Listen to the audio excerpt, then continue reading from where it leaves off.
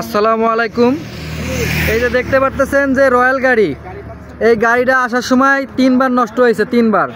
এই খুলনাতে একবার চাকা পাল্টাইছে, ফকিরহাটে এসে একবার চাকা পাল্টাইছে। এখন এই যে পদ্মা সেতু দেখছেন, পদ্মা সেতুর উপরে আজকে 2 ঘন্টা ধরে পদ্মা সেতুর উপরে এই গাড়ি ভেঙে পড়ে আছে। এই যে ক্রান শেপ ভেঙে পড়ে আছে, দেখেন। এটা যাত্রীরা খুব কষ্ট করতেছে।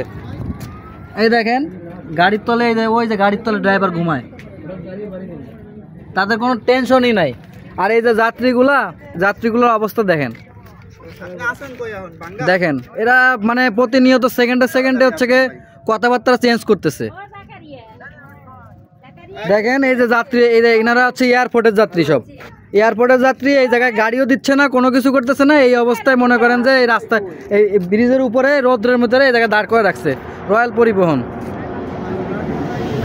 ভিতরে বাচ্চা আছে, 2 মাসের বয়সের বাচ্চা আছে, যে একটা কষ্ট করতেছে এখানে দেখেন। আর ড্রাইভার রিল্যাক্সে একবার গাড়ির নিচে পড়ে ঘুমাচ্ছে। দেখেন ওই দেখেন ড্রাইভারের অবস্থা দেখছেন।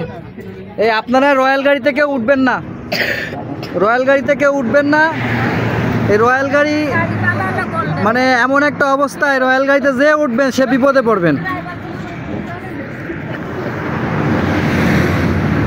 দেখেন কতটা কষ্টে মানুষ এখানে আছে, পানির পিপাসায় গলা তাদের ফাইটে যাচ্ছে একবারে।